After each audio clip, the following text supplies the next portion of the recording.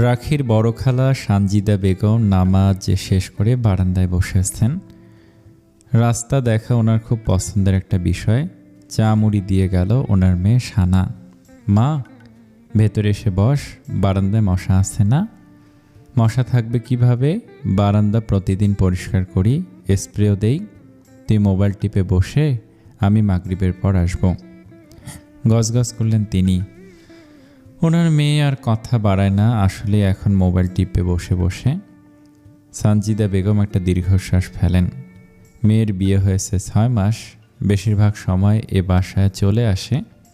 বিষয়টা ওনার বিশেষ পছন্দ না, কিন্তু কি করবেন, মেয়ে চলে আসে। শ্বশুরবাড়ি নাকি দম বন্ধ লাগে। আজকালের মেয়েরা ফাঁকিবাজের হাড়ি।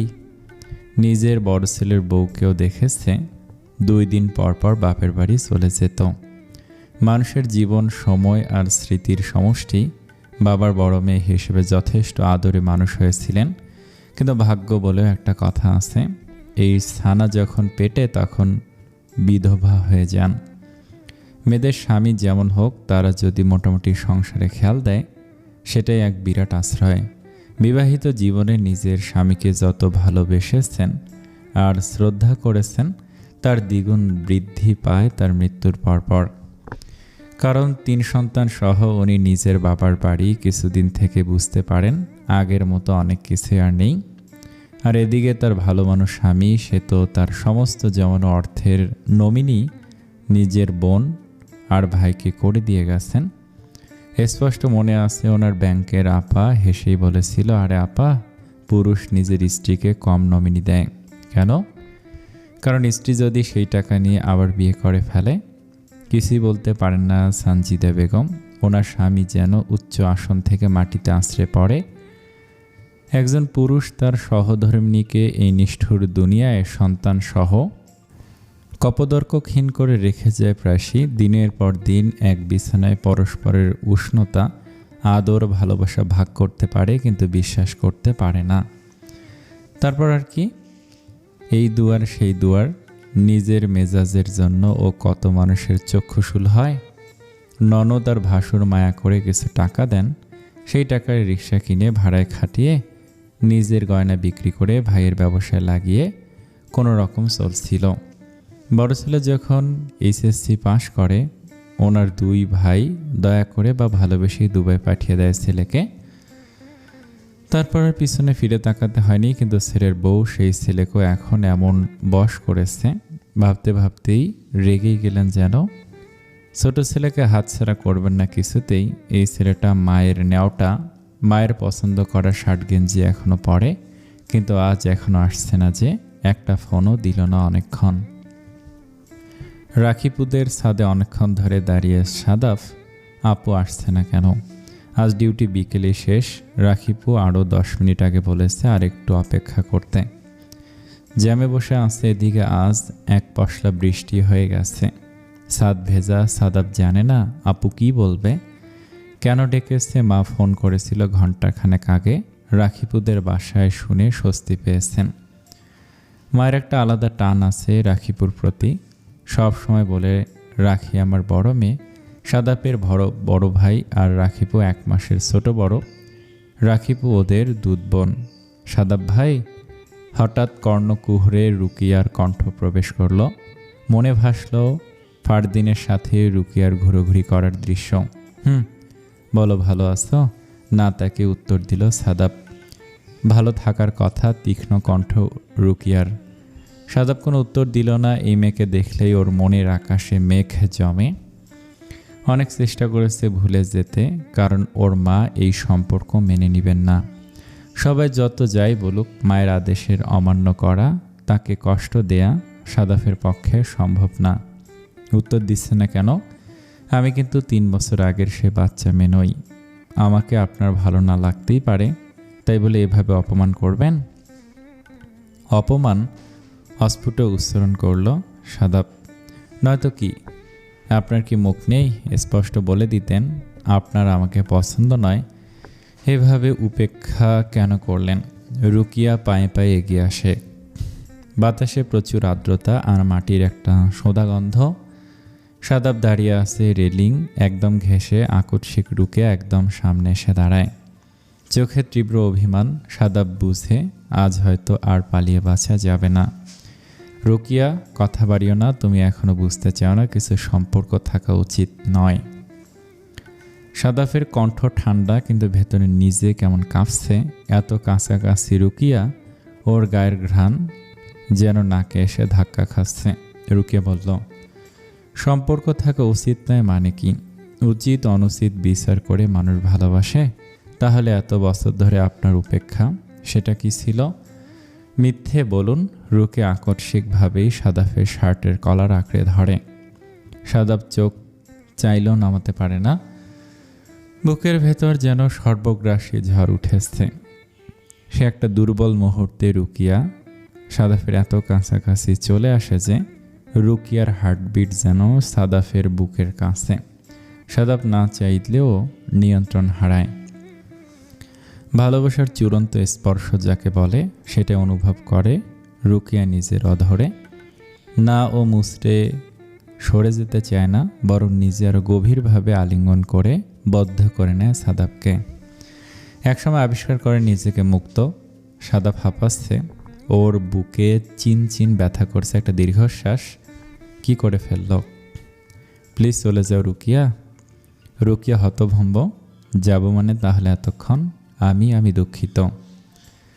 কিসের জন্য ক্ষমা চাচ্ছেন? আপনি কি আমাকে রাস্তার মেয়ে মনে করেন, নাকি আপনি এরকম করে অভ্যস্ত? ভালো না বাসলে কোন সাহসে থর থর করে কাঁপছে রুকিয়া। ভালোবাসি রুকিয়া কথাটা বলে যেন হাঁপ ছেড়ে বাঁচল সাদাব। কিন্তু তুমি জানো, আমার মা এই বিষয়টা মেনে নেবে না। আমি এমন কিছু করতে পারবো না যা ওনাকে কষ্ট দেবে।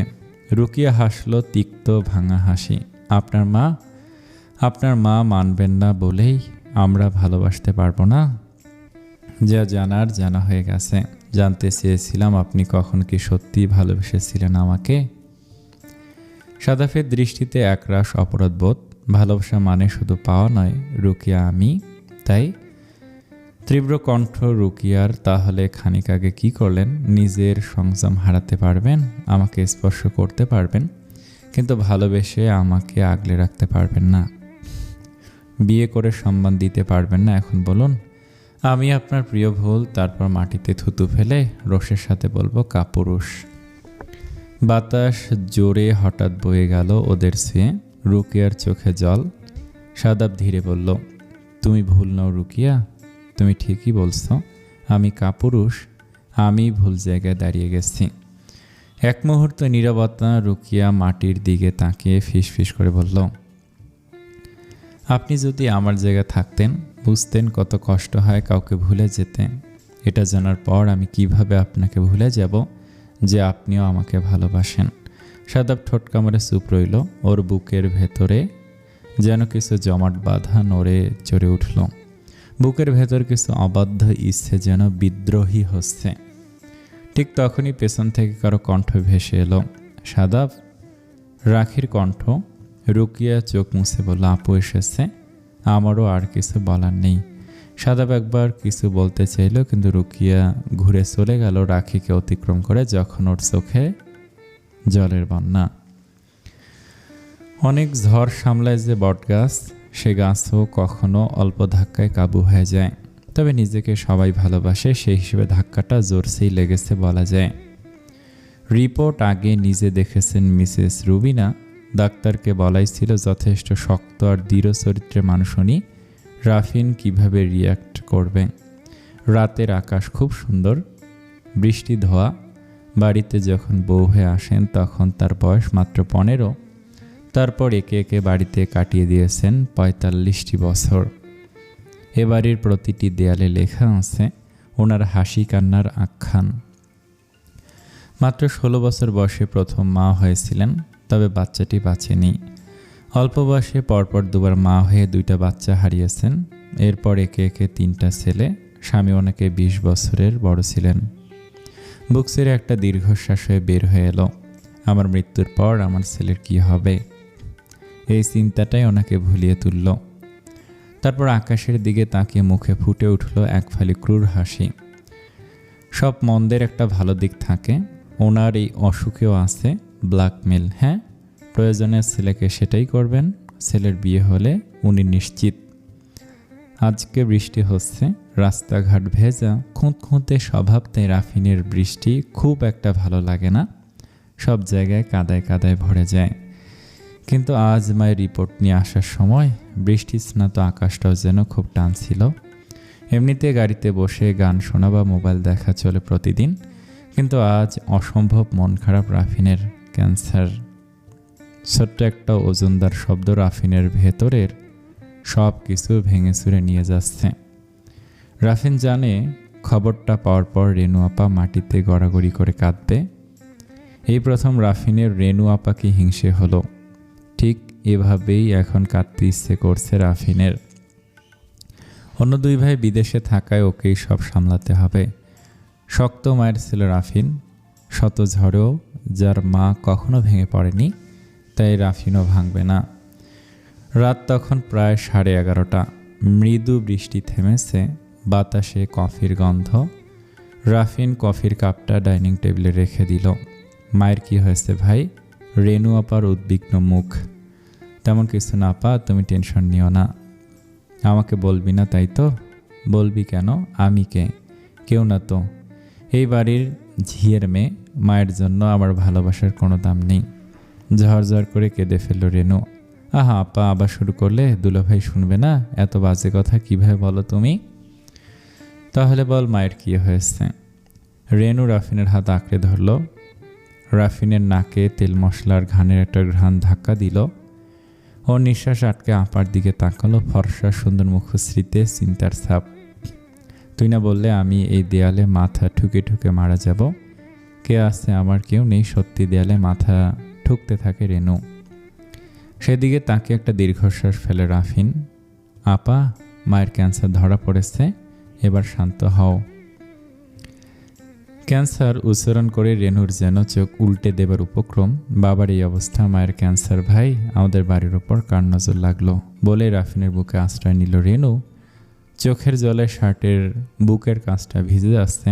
রাফিনের খুঁত লাগছে, অস্বস্তি হচ্ছে, কিন্তু তবুও সব ছাপিয়ে বোনকে আলতো জড়িয়ে বলল, সব এ বাড়ির পাপ, তুমিও জানো, জানো না? এদিকে নিজের ঘরে বসে আছে রুকিয়া। মুখ আনন্দে ঝলমল করছে, কারণ রাখিপু আর সাদাফের সব কথাই ও শুনেছে। রাখিপু বলেছে বড় খালাকে রাজি করাবার দায়িত্ব তার। আচ্ছা, আপু কি ওদের সেই ঘনিষ্ঠ মুহূর্ত দেখে ফেলেছে? সেই সময়টা কল্পনা করতেই রুকিয়ার গায়ে কাঁটা দিল। গায়ে একটা কেমন অনুভূতি। ওর অনেক বান্ধবী, অনেক অ্যাডভান্স, ধানমন্ডি লেকে বসে থাকে, বয়ফ্রেন্ডের সাথে গলাগলি করে। অন্ধকার রেস্তোরাঁ বা সাইবার ক্যাফেতেও তাদের দেখা সাক্ষাৎ, ঘনিষ্ঠ হওয়ার গল্প জানে রুকিয়া। কিন্তু এসবের প্রতি ওর দারুণ অ্যালার্জি। আজ নিজে এই স্রোতে গা ভাসালো। তবে খারাপ লাগেনি একদম। 2 হাতে মুখ ঢাকলো, দৌড়ে আয়নার সামনে গেল। নিজেকে দেখে নিজেই লজ্জা পাচ্ছে যেন। একটু স্থির হয়ে ফেসবুকে ঢুকলো, ঢুকে অবাক।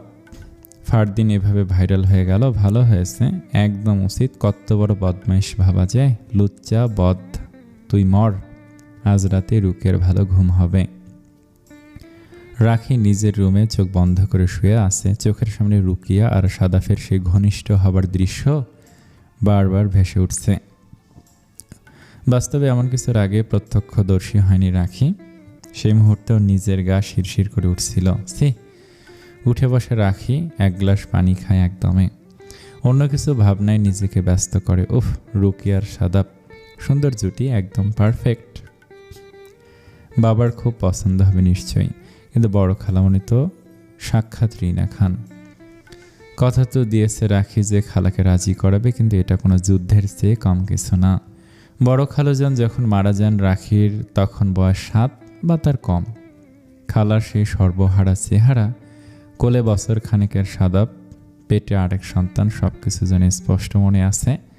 ওর মায়ের প্রতি ছিল খালার প্রবল টান। মায়ের মৃত্যুর খবর শুনে দাঁত লেগে যায়, জ্ঞান হারান তিনি। রাখিকে আগে থেকে চোখে হারাতেন। দুধ মা রাখির, মা না থাকায় যেন রাখির কদর আরও বেড়ে যায় খালার কাছে। খিটখিটে মেজাজের রাগী সতুন বলে খ্যাত বড় খালাকে অন্য মামা আর খালার এড়িয়ে চলেন, কিন্তু রাখি পারে না। মায়ের একটা ঘ্রাণ পায় খালার গায়ে। তবুও প্রশ্ন মনে জাগে, খালা কি মানবেন রুকিয়াকে? অস্থির লাগে রাখির। নতুন মা আর রুকিয়াকে একদম সহ্য করতে পারেন না খালা। কিন্তু কেন? ওদেরই বা কী দোষ? একটা দীর্ঘশ্বাস ফেলে রাখি ভাবে, প্রেম ভালোবাসা বিয়ে কি বাজে বিষয়। ধর, কই ফেসে গেল ও। এর চেয়ে আরও খাতারনাক ব্যাপার হলো মায়া। রাখি যেমন রুকিয়ার মায়ায় বন্দি, খালা তেমন ওর মায়ায়। দেখা যাক এক মায়ের বাঁধন আর এক মায়ের বাঁধনের কাছে জয়ী হয় নাকি পরাজিত। মায়ের রুমটা আলো আর আধার কেমন। রাফিন সালাম দিয়ে রুমে প্রবেশ করেই মায়ের পাশে বসে। কাল সকালে সিঙ্গাপুরের টিকিট কনফার্ম করব মা, রাফিন বলল নিচু গলায়। ডাক্তারের রিপোর্টও এখনও নিয়ে যাচ্ছি ওখানে, তুমি একদম চিন্তা করো না। রুবিনা তাকিয়ে রইলেন ছেলের দিকে, চোখে একরাশ মায়া, কিন্তু গলার স্বর খুব দৃঢ়। তুই জানিস আমি এত ভয় পাই না। জন্মের সময় যাকে সাথে নিয়ে এসেছি তা হলো মৃত্যু, আর চিকিৎসা আমি দেশেই করব ইনশাল্লাহ। কিন্তু মা, রাফিনের গলায় মৃদু বিরোধ, আর পর্দার ওপাশে রেনুর হেঁচকি ওঠার শব্দ। পর্দা ধরে ফুলে ফুলে কাঁদছে রেনু। রুবিনা বেগম গলা চড়ালেন, বোকার মতো কাঁদবি না। জাভেদ বেচারা সারাদিন কাজে ব্যস্ত থাকে, যা ওকে সময় দে। এবার পর্দার আড়াল থেকে বের হয়ে আসে রেনু। কি বললেন? আপনার এমন একটা খবর শুনে আমি চুপ থাকবো? ঘরে গিয়ে স্বামী শখ করব? আমি কি এতটা বেইমান? তুই বেইমান না, তুই হলি বোকা। আপন মেয়ে হলে এভাবে বলতে পারতেন। এবার রেনু হাউমাউ করে কাঁদতে লাগলো। রুবিনা সিদ্দিক বিরক্ত হলেন, একটা জরুরি কথা বলার আছে রাফিনকে। দীর্ঘশ্বাস ফেলে বললেন, নিজের মেয়ে হলেও বলতাম। তোদের কান্নাকাটি আমাকে দুর্বল করে। এখন ভালো মেয়ের মতো ঘুমাতে যা, এদিকে আয়। রেনু ধীর পায়ে এগিয়ে আসে, কাছাকাছি দাঁড়ায় মায়ের। রুবিনা সিদ্দিকি উঠে দাঁড়িয়ে চোখের জল মুছে রেনুর গালে হাত বুলিয়ে দেন। এবার যা। রেনুর চোখে আবার জল আসে। দুই হাতে চোখ মুছতে মুছতে রেনু কতক্ষণ অভিমানী দৃষ্টি দিয়ে তারপর ধীরে প্রস্থান করে। রাফিন মায়ের দিকে তাকায়। ওর মা কত বিশাল ব্যক্তিত্বের অধিকারী, কত দৃঢ়, সাথে সাথে মমতার আধার। যেন নিজের স্বামীর কোন অন্যায়কে কেউ এতটা আগলে রাখে। রাফিনের জন্য দুনিয়ায় অর্ধেক ওর মা। চোখ ভিজে আসে।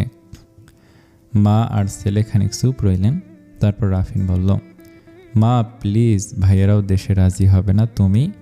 আশ্চর্য শান্ত কণ্ঠে রুবিনা সিদ্দিকা নিজের ছেলের দিকে প্রশ্ন ছুড়ে দিল। একটা কথা বল রাফিন, তুই সব সময় এত অনীহা দেখাস কেন বিয়েতে? বিয়ের সম্পর্ক এসব কি কোনো ভয় কাজ করে তোর? রাফিন অবাক হয়ে তাকালো। এই মুহূর্তে এসব কথা বলছো মা?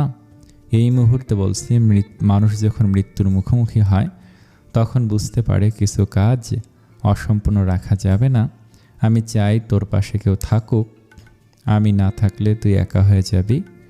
রাফিন নিঃশ্বাস ফেলল। মা, এসব এখন না প্লিজ, আগে তুমি ভালো হও তারপর। না রাফিন, মা কথা কেটে দিলেন। তুই যে বিয়ে নিয়ে সবসময় কথা এড়িয়ে যাস, সেই বিয়ে নিয়ে তোর এত ভয়ের কারণ কি?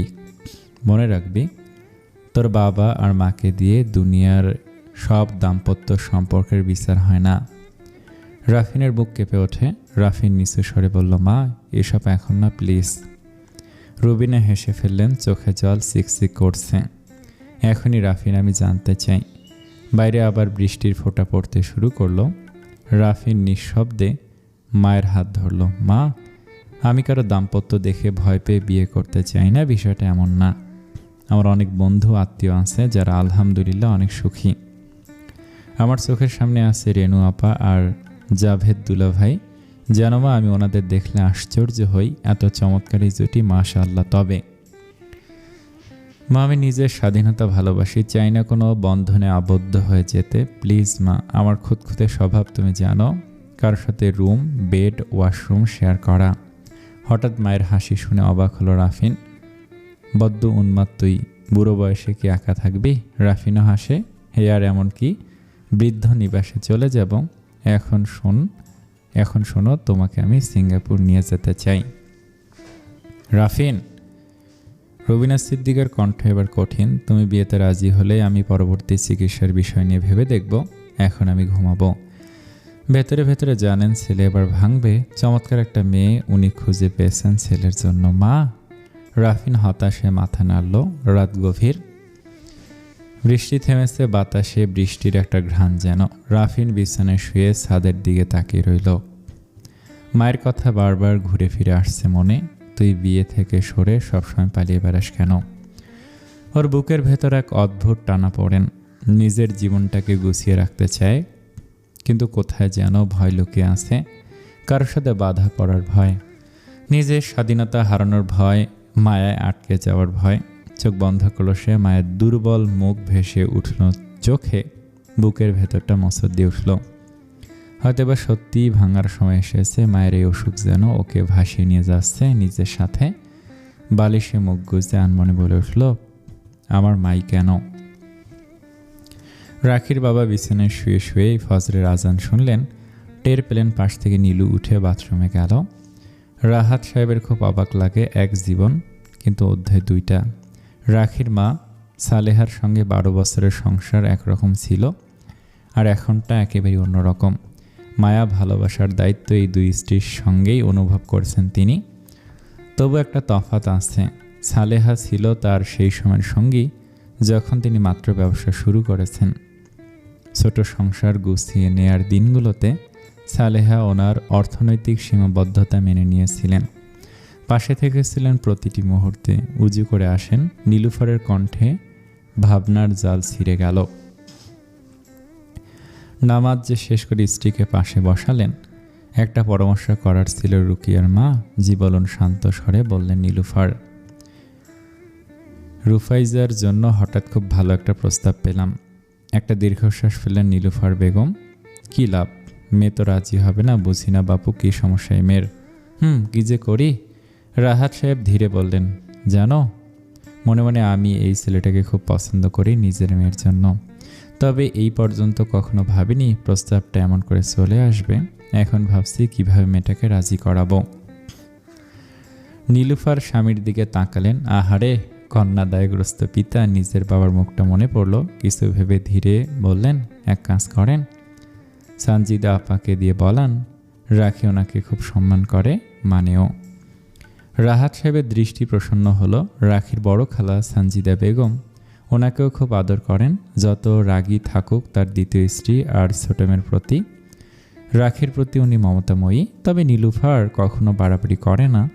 এই কারণেই শান্তি বজায় থাকে। নইলে দুই মহিলার ঝগড়াঝাটিতেই তাকে পড়তে হতো। ভাবলেন, নাস্তা খেয়ে যাবেন ও বাড়ি। এই সম্বন্ধ হাতছাড়া করা যাবে না কিছুতেই। রাখির স্বেচ্ছাচারিতা আর চলতে পারে না। রাখি খালের বাসায় ঢুকলো একরাশ ভয় নিয়ে। দুপুরের রোদে খালাদের ডাইনিং ঘরটা আলোকিত। টেবিলে রাখা আচারের বয়ামগুলো যেন ওর দিকে তাকিয়ে আছে। রোদ লাগছে। কাঁচের বোতলে তৈরি হচ্ছে অদ্ভুত রকম প্রতিবিম্ব। খালার প্রতিটি জিনিসের যে কি যত্ন। আহারে, এত পরিপাটি আর যত্নশীল মানুষের নিজের একটা সংসার হলো না? এখন অবশ্য হয়েছে, তবু আর কয়দিন খালাকে মানবে? খালা তার বড় ছেলের বউকে সহ্য করতেই পারত না। সাদ্দামের বউকে এরা জ্বালিয়েছে বহুত। রাখি খালাকে ভালোবাসে, কিন্তু তার জন্য তো খালার অন্যায় ন্যায় হয়ে যায় না। একটা নিঃশ্বাস ফেলল। তিতলিরে, তোর যে কি হবে? বসে যা, ভাত খাবি। হাসলেন রাখির খালা। ভাবলেন, বাহ, শিকার হাজির। আজ রাখির বাবা এসেছিল। মেয়েকে রাজি করাবার দায়িত্ব দিয়ে গেছে ওনার ওপর। ঠোঁটের ওপর ঠোঁট চেপে ভাবলেন রাজি হতেই হবে রাখিকে। রাখি হাত দিয়ে বসল। খালার রান্নার এক নিষ্ঠ ভক্ত রাখি। ভদ্রমহিলার ডাল রান্না করলেও মনে হয় অমৃত। বাসায় মনে হয় আর কেউ নেই। রাখি স্বস্তিবোধ করল। রুই মাছ ভুনা, তেঁতুলের আচার দিয়ে ডাল ভাত খেয়ে তৃপ্তির ঢেকুর তুলে রাখি তৈরি হলো যুদ্ধের। এ যুদ্ধ ওকে জিততেই হবে। খালা, তোমার সঙ্গে একটু দরকারি কথা ছিল, রাখি বলল ধীরে। সানজিদা বেগম চশমাটা নামিয়ে চোখ থেকে নামিয়ে খালি চোখে তাকে বললেন, বলো, আবার কি নতুন বিপত্তি? আমারও কথা আছে, ঘরে আয়। খালার বিছানায় রোদের গড়াগড়ি। রাখিও শুয়ে পড়ল। খালা পান সাজিয়ে মুখে পুরে বলল, এবার বল। রাখি চোখ বন্ধ করে খালার কোলে মাথা গুজিয়ে বলল, তুমি সবসময় রুকিয়া আর ওর মায়ের সাথে এমন করো কেন? বাবাকে তো কিছু বলো না। তোর বাবা তো জামাই মানুষ, কিন্তু নিজের বোনের জায়গায় ওই নীলুফারকে দেখলে আমার শরীরে আগুন ধরে যায়। ফোঁস করে উঠলেন সানজিদা বেগম। জামাই মানুষটা বিয়ে করলো, তার দোষ নেই। রাখির মুখে চাপা হাসি। কি বলতে চাচ্ছিস? রাখির নিঃশ্বাস ফেলল। রুকিয়া আর সাদাব মানে ওরা একে অপরকে ভালোবাসে, আমি জানি। এটা হুট করে শোনার মতো না, কিন্তু খালা ওরা সত্যি। চুপ করো রাখি। খালার গলা কেঁপে উঠল রাগে। রুকিয়া মানে ওই ঢলানি নীলুর মেয়ে? আমি এখনো বেঁচে আছি, আমার ছেলেকে ওই মেয়ের সাথে বিয়ে দিব ভেবেছিস? খালা, ওর দোষটা কোথায় বলো? রুকিয়া ভদ্র বুদ্ধিমতী ভালো মেয়ে। রাখি উঠে বসে, তোমার জামাই মানুষের রক্ত। আর ঢলানি খুব বাজে শব্দ। একজন মেয়েকে তুমি অপছন্দ করো, তাই এরকম অপবাদ দিবে? তাকে দেখে খালা চেহারা একটু নরম, ভালো মেয়ে। হ্যাঁ তা বটে, দেখতেও সুন্দর। কিন্তু রাখির গলা কাঁপে। কিন্তু কোনো কিন্তু না খালা, তুমি শুধু একবার রুকিয়াকে নিরপেক্ষ চোখে দেখো খালা, তোমার ভুল ভাঙবে না। রাখি, আমি আমার ছেলের বিয়ে সেই মেয়ের সাথে দেব না যার মা। খালা শোনো, রুকিয়া একদম হাতের মেয়ে, চেনা জানা। তারপর কিছু ভাবে আসতে বলে, বাবার তো ছেলে নেই, তোমার সাদাব ছেলে হোক বাবার। সানজিদা বেগম পাঞ্চি বসছেন আর ভাবছেন, না রুকিয়া ভালো মেয়ে, সন্দেহ নেই। ছেলে যদি পছন্দ করে থাকে, বেশি জেদ দেখানো বোকামি হতে পারে। এই ছেলের সাথে আমৃত্য থাকা লাগবে। উল্টে পাল্টে দেখলেন মন্দ না বিষয়টা। মেয়ের মা হিসেবে নীলুফার সারা জীবন ওনার নিচেই থাকবে। পান দ্রুত চিবিয়ে আরও কিছু ভাবলেন, রুকিয়া বাবার সম্পত্তিও পাবে। রাখি এদিকে চাতক পাখির ন্যায় তাকে আছে। সানজিদা বেগমের কণ্ঠ একটু নরম যেন হলো। ধীরে বললেন, একটা শর্ত আছে রাখি। তুই যদি আগে বিয়ে করিস, তাহলে আমি রুকিয়ার ব্যাপারে ভেবে দেখব। নিজের আপন ভাগ্নি আইবুড়ো থাকবে, আর আমি অন্যের মেয়ের বিয়ে নিয়ে উতলা হব, তা হবে না। রাখি হতভম্ব হয়ে গেল। খালা, এর মানে হলো তুই নিজের জীবন গোছাতে পারিসনি, সেই তুই কি অন্যের সংসারের বিষয় নিয়ে ওকালতি করতে পারিস? জামাই নিয়ে এসে বিয়ের কথা বলবি, ব্যাস। রাখি নির্বাক। খালার মুখে দৃঢ়তার ছাপ, তবু চোখে যেন হালকা মায়ার ছোঁয়া। মামরা মেয়েটা বিয়ে হোক, নিজের সংসার হোক, এটাই ওনার চাওয়া। বাইরের রোডটা হঠাৎ যেন মেঘে ঢেকে যায়, অন্তত রাখির কাছে।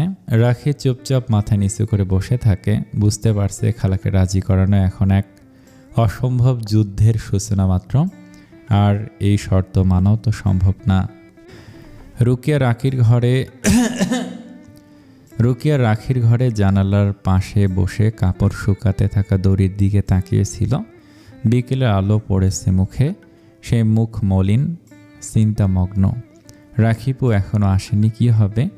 রাখি ঢুকে দাঁড়িয়ে রইল কিছুক্ষণ চুপচাপ, তারপর বলল, খালা রাজি হয়নি। রুকিয়া ধীরে ঘুরে তাকালো, জানতাম, তবে তুমি গিয়েছিলে, এতে আমি কৃতজ্ঞ। কিন্তু আমি তো ওনাকে ছাড়া। এত কৃতজ্ঞতা রাখিস না রুকিয়া। রাখি বিছানার প্রান্তে বসে পড়ল। খালা একটা শর্ত দিয়েছে, আমি আগে বিয়ে না করলে তোদের বিয়ের কথা উনি ভাববেন না। রুকিয়া থমকে গেল। কিছুক্ষণ চুপ থেকে নিচু গলায় বলল, তোমার খালা ভুল বলেননি, হয়তো তাই ঠিক। তুমি বড় বোন, তোমার বিয়ে করে উচিত আগে। তুমি কি বললে? শুকনো মুখে অল্প হাসি ফুটে উঠল। আশা নিয়ে তাকিয়ে আছে। রাখির চোখ ভিজে উঠল। আমি বিয়ে করতে পারবো না রুকিয়া, আমাকে মাফ কর। আর সাদাপের সাথে বিয়ে করে তুই যে খুব সুখী হবি। আমি সুখী হব আপু, ওনাকে না পেলেই কষ্টে ডুবে যাব। হঠাৎ রুকিয়ার গলায় আর্তনাদ। তাহলে কি দাঁড়ালো? আমার ভালোবাসা, আমার জীবনের সিদ্ধান্ত, সব তোমার বিয়ে করা না করার শর্তের উপর ঝুলে থাকবে। রাখি চুপ, শুধু নিচু স্বরে বলল, আমি চেষ্টা করছি রুকি, চেষ্টা। রুকিয়া উঠে দাঁড়ালো, চোখ লাল হয়ে উঠেছে। তুমি সব সময় সবার জন্য চেষ্টা করো রাখিপু, কিন্তু তুমি শুধু আমার জন্যই কিছু করলে না। রাখি হতভম্ব, তুমি তো কি রাখিপু? রুকিয়ার গলায় কান্নার ক্ষোভ একসাথে। তুমি কি কোনোদিন কাউকে ভালোবেসেছো সত্যি করে? রাখি দ্বিধাহীন গলায় বলল, না। রুকিয়া হঠাৎ কেঁদে ফেলল। এর জন্যই তুমি জানো না, তুমি বোঝো না। তোমার জন্য কত সোজা আমার স্বপ্ন ভেঙে দেয়া। চোখে অশ্রু টলমল করছে, গলায় রুদ্ধ স্বরে বলল, তুমি চাও আমি সুখে থাকি, কিন্তু নিজের স্বার্থ বা জেদ তুমি তার জন্য বিসর্জন দিবেই না। রাখির চোখে জল এসে গেল। আমার সুখ এখন তুই রুখি? মিথ্যে। রুকিয়া চিৎকার করল, তুমি শুধু দয়ার চোখে দেখো আমাকে, কোনো ভালোবাসার না। এখানে কেন? তুমি কি মনে করো অন্য কোথাও আমার বিয়ে হবে? মানুষ বলবে বড় বোন অবিবাহিত কেন? তার উপর আমাদের বাসায় 2টা বিয়ে। কখনো ভাবে সব? রাখি স্তব্ধ হয়ে গেল। বুকের ভেতর কিছু ভারী কিছু গড়াচ্ছে। রুকিয়া যেন এক নিমেষেই বড় হয়ে গেছে। রাখি আসতে বলল, তিতলি সোনা। রুকিয়া থেমে গেল। অশ্রু মুছে ঠান্ডা গলায় বলল, তিতলি বলে কেউ নেই রাখিপু, আমার ডানা ভেঙে গেছে। রাখির নিঃশ্বাস যেন আটকে আসে। ও ধীরে সামনে এগিয়ে এসে রুকিয়ার হাত ধরতে চায়, কিন্তু রুকিয়া হাত সরিয়ে দেয়। বাতাস হঠাৎ জোরে বইতে থাকে। বারান্দার কাপড় দুলে ওঠে। রুকিয়া ভেতরে চলে যায়। ঘরের দরজাটা হাত দিয়ে টেনে বন্ধ করে দিয়ে রাখি দাঁড়িয়ে থাকে, চোখ ভিজে আসে। বুকের ভেতর একটা অদ্ভুত শূন্যতা অনুভব করে। ওর নিজের প্রতি রুকিয়ার তীব্র অভিযোগ যেন আয়না। সেখানে রাখি তাকে দেখে নিজের মুখ, যেই মুখে এখন আছে শুধু দায়িত্ব আর নীরব ক্লান্তি। মার্চ মাস চলে এসেছে। শহরের রাস্তায় সড়ক বিভাজনে যে গাছ, তাতে ফুল ফুলে প্রজাপতি উড়ে বেড়াচ্ছে। গাছ মহান আল্লাহর এই একটা সৃষ্টি যেন সব ক্লান্তি নিয়ে নেয়। এই শহরে শীত আসে ধীর গতিতে আর চলে যায় তাড়াহুড়ো করে। সর্বত্র ভ্যাপসা গরম কেমন যেন। একটা হালকা আকাশি সালোয়ার কামিজ পরেছে রাখি, তবুও গরম লাগছে। টিস্যু দিয়ে মুখ মুছে নিল। হাতে সুতার কয়েকগাছি চুরির দিকে তাকালো। এগুলো রুকিয়া পরিয়ে দিল। জীবনে প্রথমবার কোনো পাত্রের মুখোমুখিভাবে রাখি অসহ্য বিড়বিড় করল। পাত্র ওর পরিচিত, AAA এর মিস্টার আরহাম খান ওরফে রাফিন। রাজি হতেই হয়েছে ওকে। রুকিয়ার অভিমান সহ্য করা কঠিন ওর জন্য, কিন্তু একটা ফাঁকা রেখেছে অবশ্য, একটা ফাঁক। ধানমন্ডির রেস্টুরেন্টের ভেতরে ঢুকতে কফির হালকা গন্ধ পাওয়া গেল। গন্ধটা মিশে আছে বাতাসে। এই রেস্টুরেন্ট কফির জন্য খুব বিখ্যাত। আশেপাশে নরম আলো, মেঝেতে ভারী কার্পেট। রাখি ঢুকলো একটু দ্বিধায়। কাঁধের ব্যাগটাতে হাতের চাপ দৃঢ় হলো। অস্থির লাগছে, কারণ এরকম সাক্ষাৎ জীবনে প্রথম। রাখি পাত্র দেখতে রাজি হয়েছে, এতেই সবাই খুব খুশি অবশ্য। একটা প্রবাদ মাথায় আসলো, যার বিয়ে তার খবর নাই, পাড়াপড়শির ঘুম নাই। রাফির জানালার পাশে একটা টেবিলে বসেছিল। পরনে হালকা নীল ফর্মাল শার্ট, হাত ঘড়ির দিকে তাকাচ্ছিল। চোখে হালকা ক্লান্তি। মায়ের জন্য আজ আসতেই হলো। মায়ের পছন্দ মিস রুফাইজা। পছন্দ মন্দ না। রাফিন হালকা হাসলো। কোকড়াসিলের জন্য কোনো অভিনেত্রীর মতো যেন লাগে।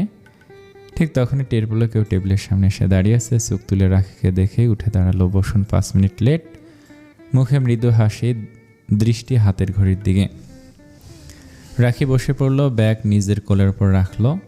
কোথাও দেরি করে যাওয়া ওর অপছন্দ, কিন্তু তাই বলে 5 মিনিটের হিসাব বাড়াবাড়ি নয়। বিরক্ত হয়ে মুখ খোলার আগে রাফিন বলল, তবে আমি মুগ্ধ, ভেবেছিলাম অন্তত 15 মিনিট লেট হবেন। যাক, আপনি আপনার স্বজাতির মতো নন, অন্তত এদিক দিয়ে। মুখের হাসি আরও বিস্তৃত হলো। রাখি বিরক্ত হলো, আচ্ছা আপনি এত নারী বিদ্বেষী কেন বলুন তো? রাফিন নিজের দিকে আঙ্গুল দিয়ে অবাক হয়ে থাকলো। আমি একটা সত্যি কথা বললাম, এতে আমি বিদ্বেষী হয়ে গেলাম? রাখি ভদ্রলোকের ভঙ্গি দেখে থতমত খেয়ে গেল। কথাটা ভদ্রলোক ভুল বলেননি। নিজের বাসায় 2 নারী আর ওর বান্ধবীরা তার প্রমাণ। কথা সত্য। ওই দিন বলেছিলেন, ক্যান হয় গার্লস। রাখি তির্যক দৃষ্টিতে তাকায়, চোখ বার 2 পিটপিট করে, তারপর হেসে ফেলল। রাফিন, ও মাই গড, আপনি মার্ক করে রেখেছেন, দারুণ। আমার বন্ধুরা বলে মেয়েরা নাকি অনেক কিছু ভুলে যায়, কিন্তু কিছু কথা ভোলে না। আচ্ছা, আগে অর্ডার করি, কি খাবেন? Sugar free black coffee or corn soup? বাহ, আমিও এগুলোই নেই রেস্টুরেন্টে আসলে। আমার বাসার খাবারই পছন্দ। ওয়েটার অর্ডার নিয়ে যাওয়ার পর রাফিন একটা নিঃশ্বাস ফেলল। মিস রুফাইজা, আমি সেই কথাটা বিদ্বেষ থেকে বলিনি। আমার বারবার মনে হয় মেয়েরা একসাথে বহু কিছু সামলায়, জানেন। সেদিন একটা সাইকিয়াট্রিস্টের পডকাস্ট দেখলাম, তিনিও তাই বললেন। যাই হোক, আমার মাকে দেখছি সারাটা জীবন ছুটোছুটি করতে, আবার সংসার সামলাতে। ব্যক্তিগতভাবে আমার বিষয়টা পছন্দ না। আমার কেন যেন মনে হয় মেয়েরা কেন এত স্ট্রেস নিবে, এতটুকুই। রাখি একটু অবাক হলো, বাহ, এই দৃষ্টিভঙ্গিতে বললে তো ভালোই। কিন্তু কিছু বলল না, বিয়ের কথা কিভাবে বলবে ভাবছে। রাফি নীরবতা ভেঙে আবার বলল, আমি জানি আপনি রাজি নন বিয়ে করতে। রাখি তাকালো অবাক হয়ে, মানে এই দেখা আপনার জন্য বাধ্যতামূলক ছিল, হয়তো পরিবারের চাপে। যদিও অনুমান, তবু আমি কি সঠিক? রাফিনের কণ্ঠে কেমন এক বন্ধুত্ব, কোনো এক আলগা প্রভাব বা অহংকার নেই। রাখি হালকা হেসে বলল, অনুমান সঠিক, কিন্তু তারপরেও আপনাদের পক্ষ থেকে প্রস্তাব, এই দেখা দেখের মানেটা কি? রাফিন বলল শান্তভাবে, আমার মায়ের জেদ ছিল, আসলে আমিও আপনার মতো বাধ্য হয়ে এসেছি। রাখির মুখে হালকা আধার নেমে এলো, শুনেছে ম্যাডাম অসুস্থ বাবার কাছে। আপনার মা খুব অসুস্থ তাই না? রাফিন কিছুক্ষণ চুপ থেকে মাথা নাড়ল। হ্যাঁ, উনি চান আমি বিয়ে করি, তাড়াতাড়ি নইলে নিজে চিকিৎসা করাবেন না। দুজনেই কিছুক্ষণ নীরব রইল। তারপর রাখি বলল, ভালো, ব্ল্যাকমেল শুরু করেছে কিন্তু পরিবার, তাই না? একদম ঠিক বলেছেন, দেয়ালে একদম ঠেসে ধরেছে। আপনিও নিশ্চয়ই আমার মতো ভাবছেন এই বিয়েটা এক প্রকার সমঝোতা। রাখি হালকা কণ্ঠে বলল, না, আমি ভাবছি প্রাপ্তবয়স্ক দুইজন মানুষকে কিভাবে জোর করছে, হাস্যকর। রাফিন তাকালো, চোখে একরাশ শান্ত কৌতূহল। আপনি বিয়ে করতে চান না কেন? কোনো হৃদয় ঘটিত ব্যাপার? রাখি একটু হেসে বলল, সবাই তাই ভাবে, কিন্তু কোনো কারণ ছাড়া কি একজন মানুষ চাইতে পারে না একা থাকতে? আমি নিজের স্বাধীনতা পছন্দ করি। তার মানে বিয়ে পরাধীনতা নয় বলতে চান? পাল্টা প্রশ্ন রাখির। রাফিন এবার হাসলো, আমি এটাই বলি, কিন্তু কেউ বিশ্বাস করতেই চায় না। আপনারা আমার মধ্যে কিন্তু বেশ মিল। রাখি হাসে স্যুপ চামচে নেড়ে মুখ তুলে তাকায়। আমি আরও ভাবছিলাম আপনি কতটা ভদ্রভাবে না কথা বলতে পারি আপনাকে। সেটা না হয় বললেন, আমিও প্রত্যাখ্যানে একটু কষ্ট না হয় পেলাম। আফটার অল আমি পুরুষ মানুষ, কিন্তু কথা হলো বিয়ে কিভাবে এড়ানো যায়। রাখি উদাস হয়, বুঝতে পারছি না। এইভাবে রিজেক্ট করতে থাকি বা 7-5 বুঝিয়ে আগে বোনের বিয়ে দিই, তারপর। দারুণ, আমিও তাই ভাবছি, কোনোভাবে মায়ের চিকিৎসা শুরু করতে পারলেই বাঁচা যায়। তারপর দুইজনে ব্যস্ত হলো ব্যবসা সংক্রান্ত আলাপে। রেস্টুরেন্টে গান ভেসে আসছে, এই পাঁজর ভরা ভালোবাসা দু হাত ভরে নাও, এই আধো আলো আধো ছায়া দু চোখ ভরে নাও, এই আমায় কিছু নাই বা দিলে নিজের করে নাও, শুধু তোমাকেই ভালোবেসে দুমুঠো আদর ভিক্ষে চেয়েছি দরিদ্র দেশে। অসুস্থ স্বামীর ঘরে কখনোই যায় না রবিনা সিদ্দিকা। ঘৃণাও মনে হয়, ক্লান্ত হয় কখনো। এর চেয়ে ও কি বৃতৃষ্ণা চরম অনুভূতি কে জানে। বাড়ির সামনের বাগানে বসে আছেন। ক্যান্সার, এটা শোনার পরেই মন বড্ড দুর্বল। মনে হচ্ছে 60 বছরের জীবন মিছিমিছি খরচ হয়ে গেল। সবাই দেখে সংগ্রামী নারী, একজন নারী যে সংসারের পাশাপাশি পড়াশোনা করে। সেই সময় ব্যবসা শুরু করেছিল, কত অ্যাওয়ার্ড জিতেছেন, কত হাসি মুখের ছবি, অথচ বুকের ভেতর বড্ড ফাঁকা। একটা দীর্ঘশ্বাস বুক চিরে বের হয়ে ডাকল। বড় দুই ছেলের জন্য মন কেমন করে ইদানিং। ওদের তো সারা জীবন দূরে দূরে রাখলেন, অবশ্য তাই ভালো। তারা একটা মিথ্যে গৌরব নিয়ে বেঁচে আছে, শুধু রাফিনের হিসেবে গন্ডগোল হয়ে গেল যেন। মা, রেনুর গলা শুনে তাকালেন, ছোট একটা নিঃশ্বাস ফেলেন, কিছু বলবি? মা, রাফিনের জন্য গ্রামের একটা সভ্যর ভদ্র অল্পবয়স্ক মেয়ে দেখলে হয় না? রেনু একটা সুতি শাড়ি পরেছে, কপালে বিন্দু বিন্দু ঘাম। মেয়েটা দেখতে চমৎকার, ঠিক নিজের মায়ের মতো। না, কেন মা? জানেন, আমার এক খালাতো ননদ আছে, সাক্ষাৎ পড়ি, একবার দেখলে রাফিন পছন্দ করে ফেলবে। শুধু কি পছন্দ এসে বলবে, মা এক্ষুনি বিয়ে করে দাও। সত্যি মা? তাই? এই চিনলি রাফিনকে? আর তুই বল, তোর এত ফুর্তি কেন? আমার এই বউ তো দেশেই থাকবে, সংসার তোর খবরদারের কর্তৃত্ব কমে যাবে না সংসারে? মুখটা মুহূর্তে পাংশু হয়ে যায় রেনুর। হ্যাঁ, সেই 15 বছর বয়সে মা যখন ওকে দত্তক নিয়ে বাসায় আনে, ঠিক তারপর থেকেই হেসেলে ওর কর্তৃত্ব চলে। প্রবাসী দুই বউ এসেও সুবিধা করতে পারে না। জীবনে অনেক সুখ বঞ্চিত রেনু, এই সুখ থেকে নিজেকে বঞ্চিত হতে দিবে না। আপনি কি বলেন এইসব মা? শিক্ষিত মেয়ে কি আর এসব দেখবে? আর ছোট ভাই সংসারী হবে, ছোট বাচ্চারা উঠাবে খেলবে, আমি খুশি হব না? তা ঠিক, সবাই তো তোর মতো কর্তৃত্ব পরায়ণ না। তারপর প্রশ্রয়ের হাসি দিলেন। রেনু, তুই যেভাবে সব আগলে রাখিস কেউ পারবেও না। মায়ের একটাই অনুরোধ, রাফিনকে দেখে রাখবি। অন্য দুই ভাইয়ের বউকে তুই যেমন নাকাল করিস আমার ছোট বউকে করবি না। বলতে বলতে হেসে ফেললেন। রেনু এবার চোখের পানি ছেড়ে দিল। কি বললেন মা এটা আপনি? আমি আপনার হাড়ে বজ্জাত বউদের নাকাল করি? আপনি তো কিছু বোঝেন না, এরা অনেক শেয়ানা, সব কিছুর হিসাব করে। হ্যাঁ, আমি খারাপ, এই রেনু যত করুক রেনুই বজ্জাত। আর হ্যাঁ, আড়ালে কি বলে জানেন? সূর্যের চেয়ে বালি গরম। বলবেই তো। মায়ের মাথায় কাঁঠাল ভাঙা সোজা রেনুর মা। উত্তেজনা আর কষ্টে রেনু এবার ঠোঁট কামড়ে ধরে।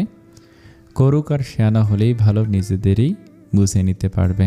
যাক, তোর মাতব্বরি কেউ চিনে নিবে না, চিন্তা নেই, চল ঘরে যাই, সন্ধ্যা হয়ে এলো, দেখি কি বলে রাফিন। শান্তিনগরের রাস্তা ধরে হাঁটছে সাদাফ আর রুকিয়া। রুকিয়া খুব খুশি হতো, হাত নেড়ে অনেক কথা বলছে। আজ হঠাৎ এসে হাজির ওর হাসপাতালের সামনে। সাদাফের সাথে রাখির সেদিন স্পষ্ট কথাই হয়েছে, মা রাজি হলে সাদাফ বিয়ে করতে পারবে, নয়তো নয়, এসব সোজাসাপটা বলেও দিয়েছে। এরপর মায়ের অদ্ভুত শর্ত শুনে দমেও গিয়েছে। কাউকে জোর জবরদস্তি বিয়ে করানো তো ঠিক না, আর রাখিপু কি মানবে? তাই প্রস্তুতি নিচ্ছিল নিজের অনুভূতিগুলোকে দাফন করতে। সে আগের মতো যখন উপলব্ধি করেছিল মা কখনোই রুকিয়াকে মেনে নিবে না, এটা খুব কষ্টের, কিন্তু কিছুই করার নেই। নিজের মাকে ভালো মতো জানে সাদাপ। একাকিত্ব, সংসারের শত ঝড় ঝাপটা সামলালে সন্তানদেরকেও মানুষ করা, সব মিলিয়ে ওর মা নিজের সন্তানদের কাছে এখন প্রতিদান আশা করেন। আর সাদাপ কখনোই মাকে উপেক্ষা করতে পারবে না। এসব ভেবেই ডিউটি শেষ করে হাসপাতালের নিচে এসেই আবিষ্কার করে রুকিয়া দাঁড়িয়ে আছে। হাসি খুশি মুখখানিতে তখন শেষ বিকেলের আলো গাছের ফাঁক এড়িয়ে নিজের অস্তিত্ব জানান দিচ্ছে। সাদাপ থমকে যায়। এ মেয়েকে ভুলে যাওয়ার সব চেষ্টায় যেন এক বালতি পানি ঢেলে দিল কেউ। আইসক্রিম খাবো। রুকিয়ার আবদার কানে যেতে সাদাপ কপাল কুঁচকে নিল। তোমার না জ্বর গেল? অন্য কিছু খাও, চলো। সাদাপ একটা রেস্টুরেন্টে গেল, স্যুপ অর্ডার দিল। এখন সন্ধ্যা ঘনিয়ে এসেছে। নড়ে চড়ে বসলো, কিছু কথা ক্লিয়ার করার প্রয়োজন আছে। বাসায় কি বলে এসেছ? বলেছি বান্ধবীর বাসায় যাব, ক্লাস শেষ করে গ্রুপ স্টাডি। হাসে রুকিয়া। সেদিক তাকিয়ে আচমকা রূঢ় হয় সাদাপ। ফারদিনের সাথে এসব বলে বের হতে ইচ্ছে করে আঘাত দিল, নিজের ইগো সন্তুষ্ট করতে যেন। রুকিয়া ঝট করে তাকায়, মুখের হাসি, চোখের জ্যোতি যেন এক নিমিষেই কেউ ফুৎকারে নিভিয়ে দিল। না, কখনোই না। ফারদিন আমার জেদ ছিল, ভালোবাসা না। কিছুক্ষণ চুপ থাকে, নিশ্চুপ কান্নাটা গাল গড়িয়ে আরও নিচে নামে। এর জন্য আপনি দায়ী। আমি আপনাকে দেখাতে চেয়েছিলাম যাকে এত অবহেলা করেন সে এত ফেলনা না। সাদাব তাকে রুকিয়ার অশ্রু দেখে। ডাক্তার মানুষ, তবুও মা বোন কারো কান্নাও সহ্য করতে পারে না, এখন রুকিয়ার কান্নাও না। নিজে উঠে গিয়ে টিস্যু দিয়ে চোখ মুছিয়ে দেয়। আমি দুঃখিত রুকিয়া, কিন্তু আমার খুব খারাপ লাগতো তোমাদের দেখলে। ব্যাস এতটুকু কথাতেই রুকিয়ার মন ভিজে গেল। ভেজা চোখ তুলে বলল, সরি। সাদাব হাসলো, সরি কেন? শোন, ফারদিন যদি তোমার যোগ্য হতো আমি চাইতাম তোমাদের বিয়ে হোক। রুকিয়া অবাক হয়, কেন? কারণ আমি তোমাকে ভালোবাসি তাই। এটা ভালোবাসা? রুকিয়া, আমার মা একটু টক্সিক টাইপ মানুষ, পরিস্থিতি তাকে কেমন করেছে এমন। তাছাড়া তোমার আর নীলুফার আন্টির প্রতি বিরূপ। তুমি কি মনে করো তোমাকে আমার মা স্বস্তি দেবে? আমি তাই ভেবেছিলাম আমি তোমাকে ভুলে যাব। রুকিয়া থতমত খায়। এত কে ভাবে? ওর জন্য সাদাপ হলো 7 রাজার ধন, এক মানিক। ভালোবাসার মানুষকে নিজের করে পাবার তীব্র আকাঙ্ক্ষার কাছে বাকি সব তুচ্ছ। এখন তো কেউ রুকিয়াকে পাহাড় ডিঙ্গাতে বললেও ও চেষ্টা করতে পিছপা হবে না। আপনি পাশে থাকলে আমি এত কিছু নিয়ে ভাবতে চাই না। রুকিয়া উজ্জ্বল মুখে এলো, চাপা দীর্ঘশ্বাস ফেল সাদাফ। আদৌ কি পারবে ও রুকিয়ার পাশে থাকতে? মা দেবে? আর রাখিপু কি সত্যি বিয়ে করবে? এত কি চিন্তা করছেন? চিকেন ফ্রাই খেতে খেতে বলে রুকিয়া। ভাবছি শর্তে যদি রাখিপু রাজি না হয় এই ছেলে দেখা দেখি হতে পারে সময় ক্ষেপণ। খেতে খেতে রুকিয়ার হাত থেমে যায়। আপনি আমাকে নিয়ে পালিয়ে যাবেন তাহলে?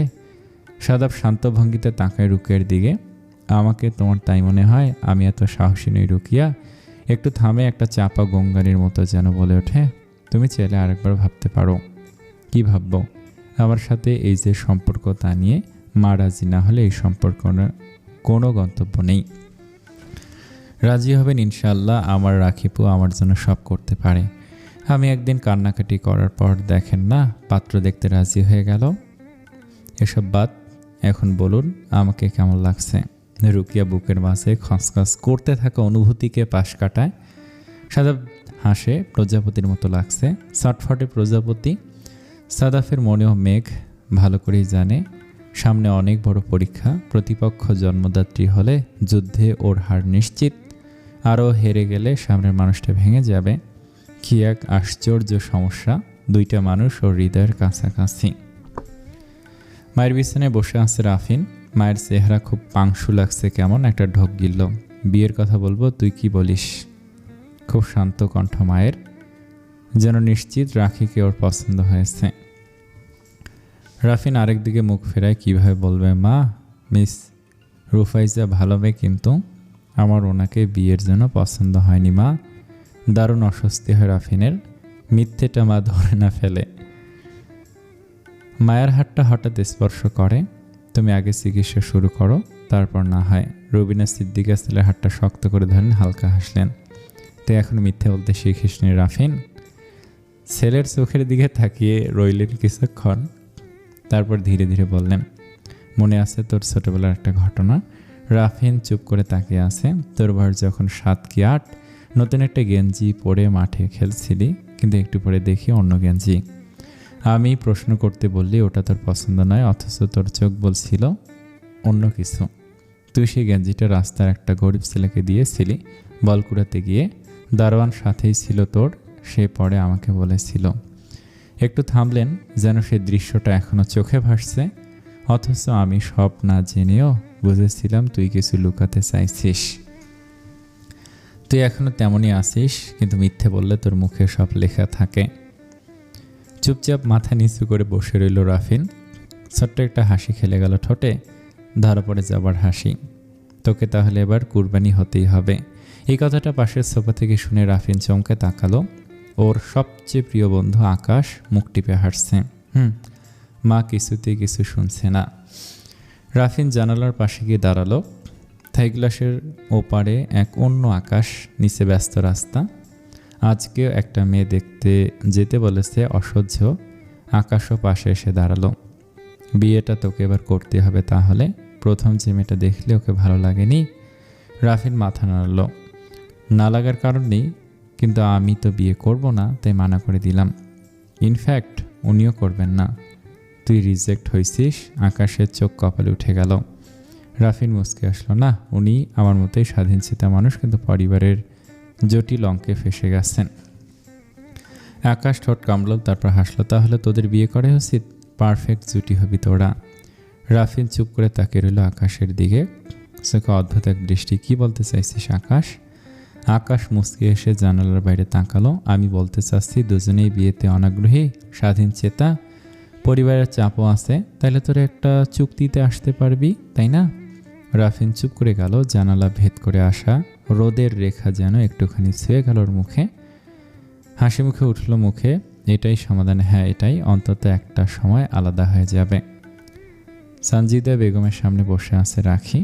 রাখির খুব ইতস্তত লাগছে। মিথ্যে কথা রাখি তেমন একটা বলতে পারে না, তবু বলতে তো হবেই। রাখি এটা বুঝতে পারছে না রাফিনদের বাসা থেকে এখনো কোনো খবর কেন আসেনি।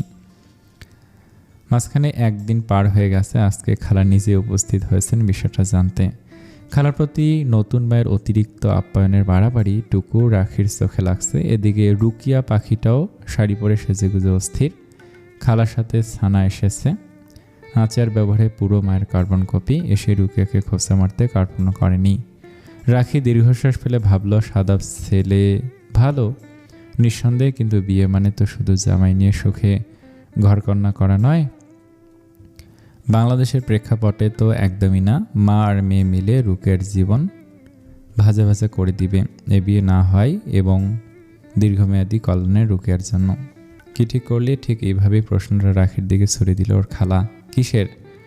রাখির মুখে বোকা হাসি। তোর বিয়ের ব্যাপারে পছন্দ হয়েছে তোর ছেলে? রাখির মুখ ফ্যাকাশে, খুব বুঝতে পারে পর্দার ওপাশে রুকিয়া দাঁড়িয়ে মুখোমুখি সোফায়। খুব আশা নিয়ে নতুন মা তাকে কি বলবে রাখি। পাত্র পছন্দ হয়নি খালা, মুখ নিচু করে বলল। নতুন মা মুখ দিয়ে একটা বিরক্তিসূচক শব্দ করল। রাখি অবাক হলো, দুই শত্রু আজ যেন পরস্পরের বন্ধু। আমি জানতাম আপা রাখি এমন কিছুই বলবে। রাখির খালা পান খাওয়া দন্ত দেখিয়ে হাসে, আমিও জানতাম। আরে শোন না খালা, বিয়ে করব না তো বলিনি, একটু সময় লাগবে। তারপর একটু হাসার চেষ্টা করে। আমরা বরং রুকিয়ার সাদাফের বিয়ের কথা বলি। আরে পরিবারের মধ্যে বিয়ে, এখানে বড় বোনের বিয়ে কি মুখ্য? অবশ্যই মুখ্য। আমার বোনের মেয়ে অবিবাহিত থাকবে, আর আমি আমার ছেলের বিয়ে হতে দিব নীলুর মেয়ের সাথে। খালা মুখ খুলে যেন অল্প সময়ের উষ্ণতার মৃত্যু ঘটালেন। রাখি তাকে দেখলো, নতুন মায়ের মুখ শুকিয়ে গেছে। দেখো খালা, এ তোমার অযথা জেদ। আমার বিয়ে হলে হবে, না হলে নাই। তাহলে রুকিয়ার সাদাবের বিয়েও ক্যান্সেল। রাখির খালা শান্ত কণ্ঠের উত্তর, নিজের রক্ত আগে। তুই বিয়ে করে তোর বর নিয়ে আসবি, তবেই আমি রাজি হব। এই ছেলে পছন্দ না হলে অন্য ছেলে দেখব। নীলুফার বেগমের কলিজা জ্বলে যাচ্ছিল। সাদাব একটা হীরার টুকরো ছেলে, তার চেয়েও বড় কথা রুকিয়ার পছন্দ। এই রাখির জন্য হাতছাড়া হয়ে যাবে মনে হচ্ছে। আর এই সানজিদা আপা এত অহংকারী, একমাত্র মেয়ের পছন্দ বলেই চুপ করে সহ্য করেছেন। খালারা চলে যাওয়ার পর রাখি নিজের ঘরে শুয়ে আছে চুপচাপ। বাবা, নতুন মা, রুকিয়া সবার রাগ অভিমান বুঝতে পারছে। বাসার বাতাস যেন বিষাক্ত হয়ে গেছে হঠাৎ। রাখি ভাবছে কোন হোস্টেলে যাবে কিনা। কি বিপদ, ভাবতে ভাবতেই ঘুমিয়ে গেল। ভরাতের দিকে টের পেল কেউ ওকে শক্ত করে জড়িয়ে ঘুমিয়ে আছে। এ স্পর্শর চেনা রুকিয়া ফিরে তাকায়। কি নিষ্পাপ আর সুন্দর লাগছে। ভোরের আলো ঘরে প্রবেশ করছে। কেমন একটা হলুদ রঙের রোদ যেন। ভালো করে তাকে বুঝতে পারলো বেচারা অনেক কান্নাকাটি করেছে। রাখি আলতো করে বোনের চুলে হাত বুলিয়ে দিল। একটা ভালোবাসার আর কান্নার স্রোত ওর বুক চিরে বের হয়ে আসলো। রাখি দ্রুত উঠে ফ্রেশ হয়ে নামাজ পড়ে নিল। তারপর প্রতিদিনের মতো বারান্দায় গিয়ে গাছে পানি দিল। অল্প ব্যায়াম করলো, মুখে একটা ফেস মাস্ক লাগিয়ে আবার শুয়ে পড়ল। ভাবছে কিভাবে কি করবে। রুকিয়াকে সামলাতে হবে। অল্প বয়স, উল্টাপাল্টা কিছু করলে আশা করা যায় এ ভালোবাসা কেটে যাবে সময়ের সাথে। রাখি যথেষ্ট করেছে, আর কিছু সম্ভব না করা। স্কুলে এসে মাত্র টিচার্স রুমে বসেছে। হঠাৎ ইংরেজি টিচার বেলা এসে পাশে বসে বলল, খবর কিছু জানো? কিসের? তুমিও না ফেসবুক দেখো না, অন্তত স্কুলের মেসেঞ্জার তো দেখবা। রাখি চুপ করে থাকে। কাল আসলে কিছুর মোট ছিল না। আমাদের স্কুলের 10ম শ্রেণীর ছাত্রী আত্মহত্যা করেছে। বড় সুইসাইড নোট। খালাতো ভাইকে পছন্দ করতে, কিন্তু পরিবার বিয়ে দিবে না। তাই রাখির নিঃশ্বাস আটকে আসছে। আরেক টিচার দিবা মুখ বাঁকিয়ে বললে, ইদানিং যে কি হয়েছে, বাচ্চা মেয়েদের ভালো লাগে না। স্কুল ছুটির পর বাসায় যেতে যেতে রাখি রুকিয়াকে ফোন দিল। রুকিয়া ফোন ধরছে না। রাখির রক্তচাপ বেড়ে যাচ্ছে। রুকিয়ার সমস্ত জীবন যেন ওর দিব্য চোখে ভেসে উঠছে। বাচ্চা রুকিয়া, স্কুল ড্রেসে রুকিয়া, চোখ ঝাপসা হয়ে আসছে। বাসায় টি&টিতে ফোন করছে, তাও কেউ ধরছে না। নতুন মায়ের ফোন অফ। একসময় ওর নতুন মা ফোন ধরলো। কেউ ফোন ধরো না কেন? ঝাঁজের সাথে বলল রাখি। রুকিয়াকে হসপিটাল থেকে মাত্র আসলাম নিয়ে। কি হয়েছে আল্লাহ? কাল রাত থেকে না খাওয়া, প্রেশার অনেক নেমে গিয়েছিল। তুমি তো জানো ওর অবস্থা, অল্পতেই প্রেশার নেমে যায়, স্যালাইন দিয়ে আনলাম। তুমি এত চিন্তা করো না রাখি। রাখি ফোন রেখে চুপচাপ বসে রইল রিকশায়। কি করা উচিত আসলে? শেষ কথাটাই নতুন মায়ের খোঁচায় স্পষ্ট। যেন রাখি কোনো চিন্তা না করে রুকিয়ার জন্য, যেন রাখির জন্য রুকিয়ার এই অবস্থা। আকাশের দিকে তাকায়। আল্লাহ, আমি কি করব? ঠিক তখনই হাতের ফোন বেজে ওঠে। সেখানে নাম্বারটা রাফিনের। দুপুরের খাবারের সময় মুখোমুখি বসে আছে রাখি আর রাফিন। একটা রেস্টুরেন্টে বসে আছে। রাফিন চুপচাপ আগে খাবারের অর্ডার দিল। নার্ভাস লাগছে, কিভাবে কথা শুরু করবে। আপনার আম্মা কেমন আছে? কথাটা রাখি প্রথমে শুরু করলো। উনি কি চিকিৎসা করাতে রাজি হয়েছেন? না মিস রুফাইজা, উনি চিকিৎসা করাচ্ছেন না কিছুতে। আপনার খবর বলেন। রাখি শুকনো হাসি দিল। মার্চ শীত নেই, কিন্তু শীতের রুক্ষতা আছে এখনও। মুখ ঠোঁট সব টানছে। তার ওপর টেনশনে আছে বই কি। একই অবস্থা, বড়রা জেদ ছাড়ছে না। আর আমার বোন খাওয়া ছেড়ে দিয়েছে, আমাকে এত অসহায় করে দিল সবাই মিলে, আমাকেও অসহায় একটা ভঙ্গি করে রাফিন। তারপরে এক দীর্ঘ নিস্তব্ধতা, কেবল চামচের টুংটাং আর দূরের গানের সুর। দুজনের নিঃশব্দে খেতে লাগলো, যেন খাবার নয় নিজেদের চিন্তা চিবচ্ছে দুজন। হঠাৎ রাফিন মাথা তুলে বলল, আচ্ছা মিস রুফাইজা, বিয়ে যদি এমন হতো যেখানে স্বামী স্ত্রী দুজন নিজেদের মতো থাকবে, দায়িত্ব পালনের কোনো দায় থাকবে না, অনেকটা লিভ টুগেদারের মতো। চামচটা থেমে গেল রাখির হাতে, চোখ বড় বড় হয়ে তাকালো রাফিনের দিকে। আপনি কি বলছেন, লিভ টুগেদার? এটা কেমন কথা? কণ্ঠে বিস্ময় আর হালকা ক্ষোভ। রাফিন শান্তভাবে হেসে বলল, না না, আমি সেই অর্থে বলিনি। আমি বিবাহ বহির্ভূত সব সম্পর্ক অপছন্দ করি। আমি বলতে চাইছি, মানে আমাদের সমাজে যা লিভ টুগেদার বলতে যা বোঝায় তা নয়। একটা দীর্ঘশ্বাস ফেলে রাখির কপালের ভাঁজ তখনও মিলিয়ে যায়নি। বেশ একটা সন্দেহের দৃষ্টি চোখে মুখে। আমাকে আপনি কী ভাবেন বলেন তো? এভাবে তাকিয়ে আছেন যেন আমার চরিত্র বলতে কিছুই নেই। ভ্রুকুটি করল রাফিন। রাখি সকসিত হলে, এত বছর পর্যন্ত আপনি যখন অবিবাহিত তখন আমার তাকিয়ে থাকাটা কি একদম অন্যায় বা অযৌক্তিক? উফ, এবার নিজেই ভাবুন ছেলেদের কী ভাবেন আপনি। আমি সিঙ্গেল বলেই চরিত্র বিলিয়ে দিব? শুনেন, আমি এতটা ধার্মিক নই, কিন্তু ছোটোবেলায় একজন হুজুর আমাকে পড়াতো, আমি তাকে ভাইয়া ডাকতাম। কৈশোরে সে কিছু সংস্কার আমার ভেতর গড়ে তুলতে সক্ষম হয়। তার মধ্যে একটা হলো বিবাহ বহির্ভূত হারাম থেকে দূরে থাকা। রাখি একটু হাসার চেষ্টা করলো। ভালো, সরি বলা উচিত নয় কি? সেম প্রশ্ন আমি করলে থাপ্পড় কাটা খেতাম। রাখি এবার হেসে ফেললো। আসলে আমি ক্ষমা প্রার্থী। এবার সন্তুষ্ট হয়ে হাসলো রাফিন।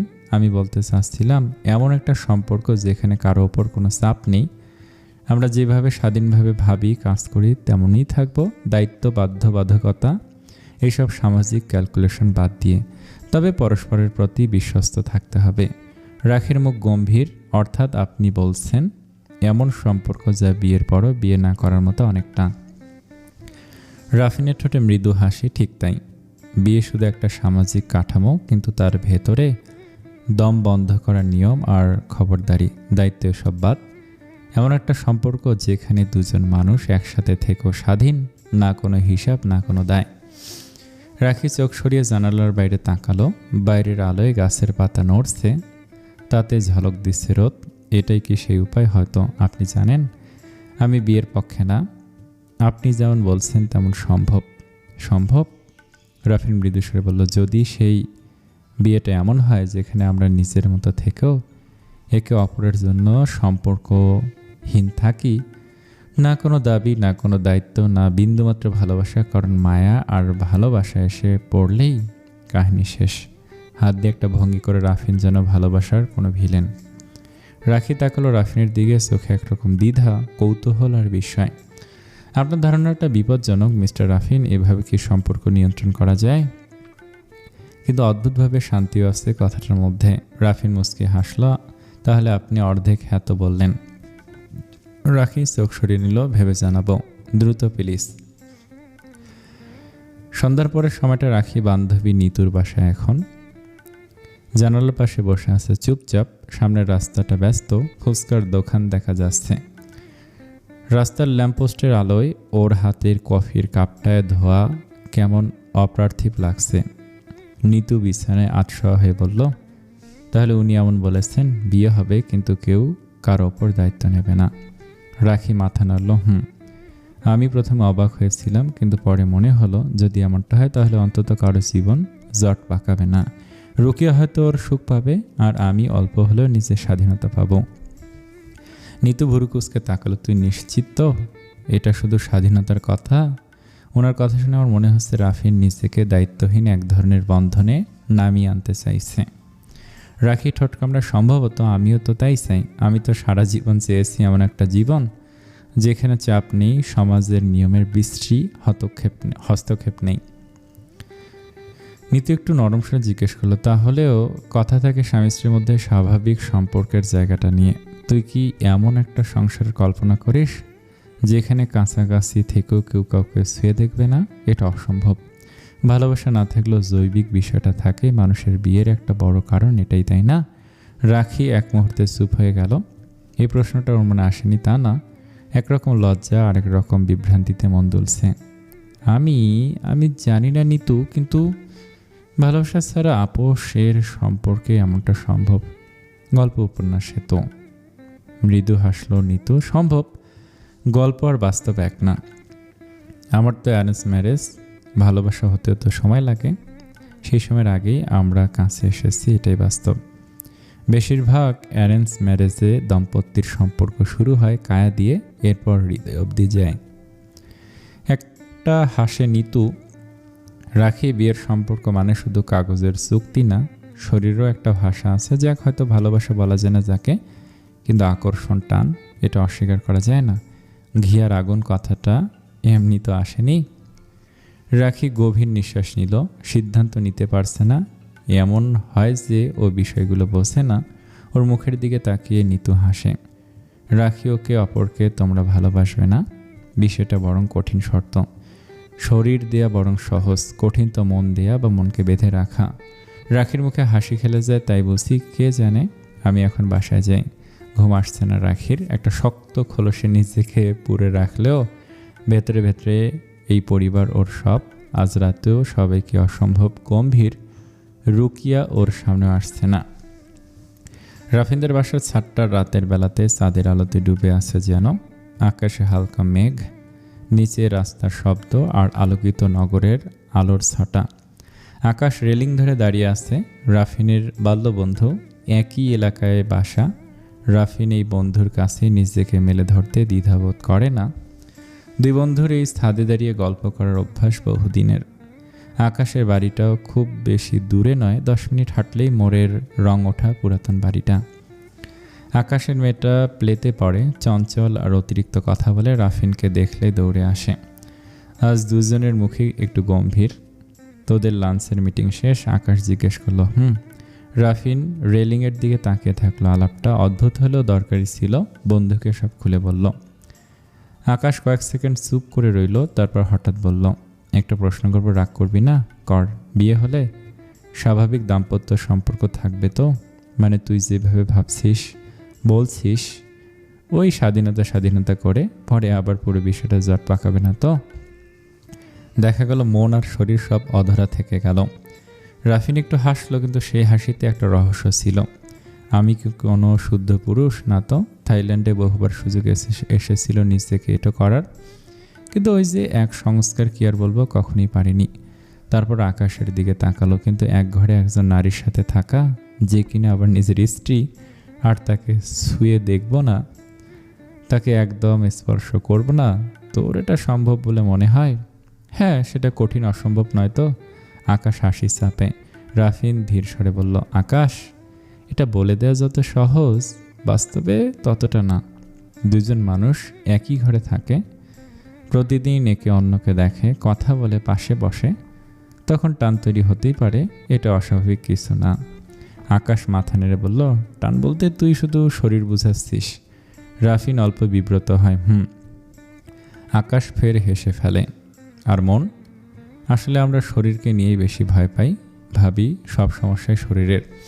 কিন্তু কাহিনীটা অন্য জায়গায়। সেটা হলো মন বাঁধা যায়, বা মন কি ছোঁয়া যায়? শরীরের ব্যাপার তো স্বাভাবিক। শরীর বিনিময় বরং সহজ আর স্থূল বিষয়, কিন্তু তোরা যেমন ভাবছিস মনকে আলাদা রাখা, ওটাই আসল কঠিন পরীক্ষা।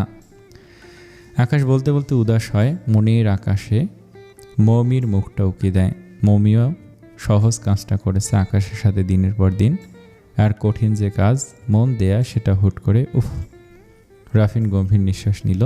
নারে দোস্ত, এই বয়সে এসে মনে হয় না মন কোনো ব্যাঘাত ঘটাবে? হ্যাঁ, মন নিয়ন্ত্রণ অসম্ভব কোনো ক্ষেত্রে।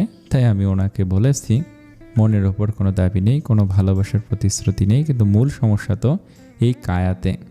আমি জোর করব না কখনো, এটা ঠিক আছে, কিন্তু আমিও মানুষ, আমিও স্বাভাবিক। শরীরের টান মানে বিয়ের পর অন্তত সংস্কার বহির্ভূত না। আকাশ তাকিয়ে থাকলো রাফিনের মুখে। তুই ওনাকে পছন্দ করিস তো? মানে একদম অপছন্দ নয় তো? রাফিন মৃদু হাসলো। মিস রুফাইজা চমৎকার একটা মেয়ে। দুজন বন্ধু সেই নরম আলোর ছাদে দাঁড়িয়ে রইল নিশ্চয় বহুক্ষণ।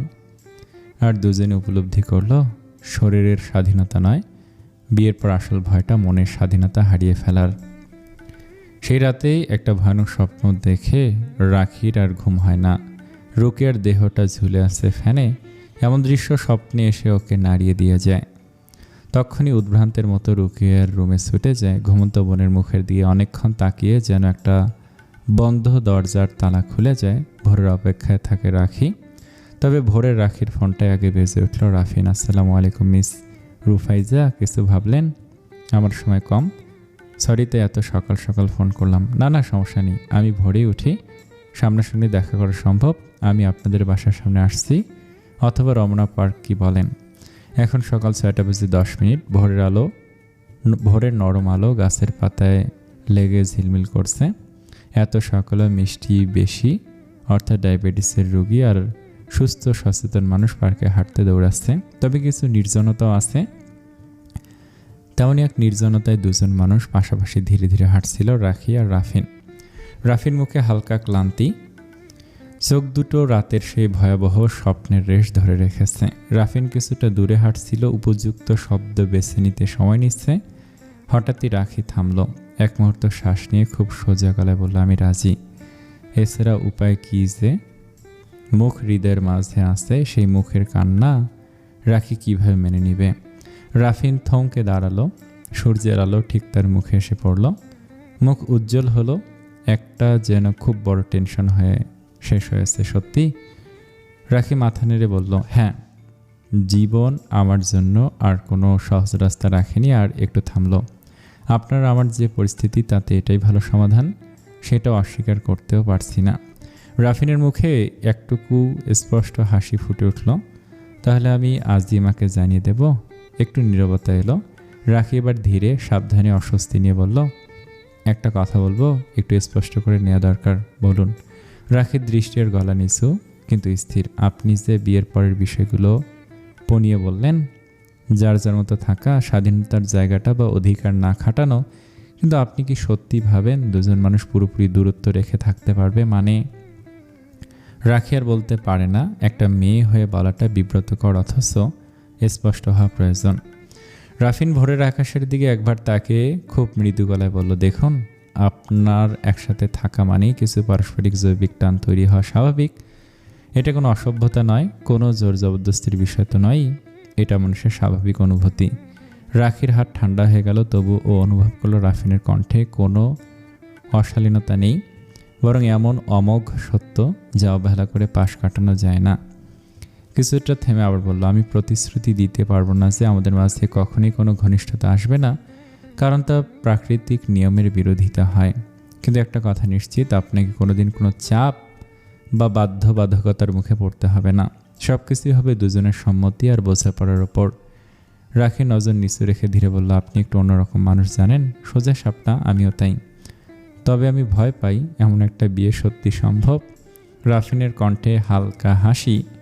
সম্ভব যদি দুজন মানুষ একে অপরকে বোঝে, মতামতের সম্মান দেয়। তবে মায়া বা ভালোবাসা, এই দুইটা হয়ে গেলেই বিপদ। পায়ে অদৃশ্য শিকল পড়ে যাবে। সেদিকে খেয়াল রাখবেন মিস রুফাইজা। প্রেমে পড়া বারণ। রাফিনের ঠোঁটে অত্যন্ত একটা শান্ত হাসি। হাওয়া একটু ঠান্ডা ছিল হয়তো। রাখি হালকা কেঁপে উঠল সেই হাসি মুখের দিকে তাকিয়ে। ভালোবাসা হবে না, আপনি নিশ্চিত থাকেন, আমাদের সেই আবেগের বয়সটা আর নেই। আসসালামু আলাইকুম। এই চমৎকার গল্পটা আপনাদের কাছে কেমন লাগছে কমেন্টে জানান। আমার কিন্তু অনেক ভালো লাগছে। এই বিয়েটা নিয়ে আপনাদের কি মতামত? তাদের বিয়ের পর কি স্বাভাবিক আচরণ থাকবে, নাকি তারা একে অপরের প্রতি আকর্ষণ করবে? আগাম জানিয়ে দিন। নতুন গল্প আগামীকাল আসবে। এই গল্প আগামীকাল আসবে। অনেক ভালো থাকবেন। আসসালামু আলাইকুম।